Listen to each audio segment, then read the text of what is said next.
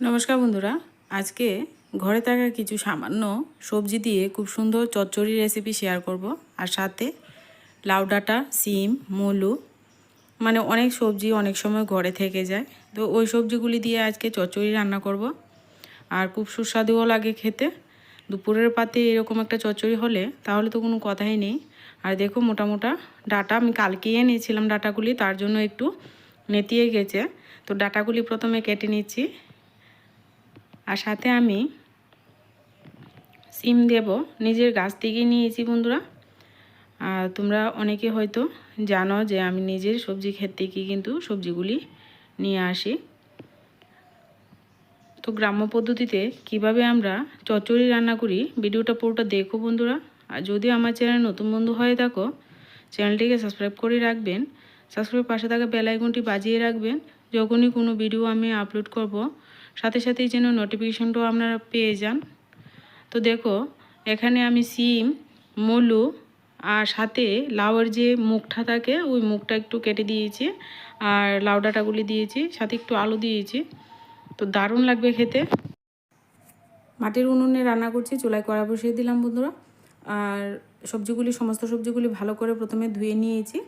ধুয়ে নিয়ে এবার কড়াই দিয়ে দেব ফোড়ন। আর ফোড়নে দেব এখানে প্রথমে সর্ষের তেল কড়ার মধ্যে দিয়ে দুটো শুকনো লঙ্কা ফোড়ন দিয়ে দিচ্ছি। শুকনো লঙ্কাটা কিছুটা হয়ে আসলে তারপর এর মধ্যে আমি কালো জিরে ফোড়ন দেব। আপনারা কিন্তু কালো জিরে ফোড়ন না দিতে চাইলে 5 ফোড়ন ফোড়নও করতে পারেন।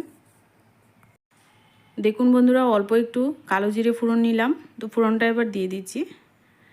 তো এবার ফোড়নটা একটু ভাজা করে নিয়ে এবার আমি সমস্ত সবজি এখানে দিয়ে দেব। আর রান্নাটা বেশি সময়ও লাগে না, একদম অল্প সময়ের মধ্যে হয়ে যায়। এবার সবজিগুলি দিয়ে দিচ্ছি।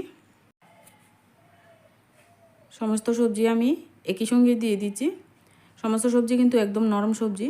আর যদি কোনো রকম শক্ত সবজি থাকে তাহলে কিন্তু ওইগুলি আগে দিতে হবে। একেবারে নরম সবজি সবগুলি একই সঙ্গে কিন্তু সেদ্ধও হয়ে যাবে।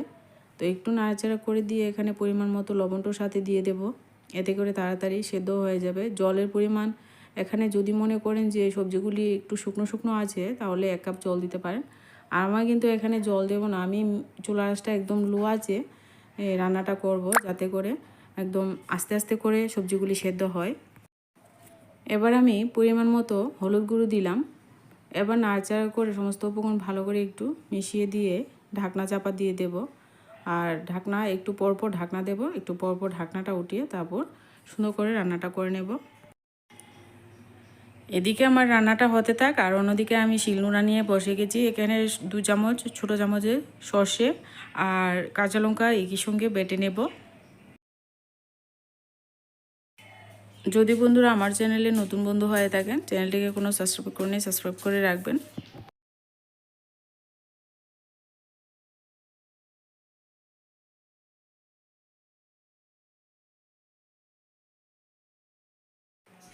দেখুন বন্ধুরা, আমার সবজিটা থেকে কতটা জল উঠেছে। একদম নরম কচি সবজি, তার জন্য এতটা জল উঠেছে। আপনাদের যদি একদম ড্রাই থাকে তাহলে কিন্তু এখানে 1 কাপ জল দেবেন। আমি কিন্তু ঢাকনা দিয়ে দিয়ে কিন্তু রান্নাটা অনেকটাই করে নিয়েছি, অনেকটাই মোটামুটি সেদ্ধ হয়ে গেছে। তো আবারও একটু ঢাকনা দিয়ে দেব। আবার ঢাকনাটা তুলে তারপর এইরকম পর্যায়ে এসে আমি এখানে ওই সর্ষে কাঁচা লঙ্কা বাটাটা দিয়ে দেব। আর লবণ তো আমি আগেই দিয়েছিলাম, আর চেক করে নেবেন লবণটা ঠিকঠাক আছে কি না। এবার আমি বাটা মশলাটা দিয়ে দিচ্ছি। বাটা মশলাটা দিয়ে দিলে আর একটু নাড়াচাড়া করে নিয়ে দেব। এবার সমস্ত উপকরণ ভালো করে মিশিয়ে দিয়ে আরও 1-2 মিনিট রান্নাটা করে নেব। 1-2 মিনিট পর কিন্তু রান্নাটা একেবারে রেডি হয়ে যাবে। সর্ষে বাটাটা দিয়ে আর বেশিক্ষণ নাড়াচাড়া করে রান্না করতে হবে না, কিছুক্ষণের মধ্যেই দেখবেন রেসিপিটা হয়ে যাবে। বেশি রান্না করলে কিন্তু তেতো তেতো হয়ে যাবে। তো আমার এই ঘরোয়া গ্রাম্য পদ্ধতিতে এই রেসিপিটা কেমন লেগেছে অবশ্যই কমেন্টের মাধ্যমে জানাতে ভুলবেন না। আর রেসিপি সম্পূর্ণ রেডি, একেবারেই থালাতে নামিয়ে নিলাম, পরিবেশন করে নিলাম। দেখুন কতটা সুন্দর হয়েছে, একেবারে গরম ভাতের সঙ্গে জাস্ট অসাধারণ লাগবে। আজকে ভিডিওটা এই পর্যন্তই, দেখা হচ্ছে পরবর্তী কোনো নতুন ভিডিওর সঙ্গে।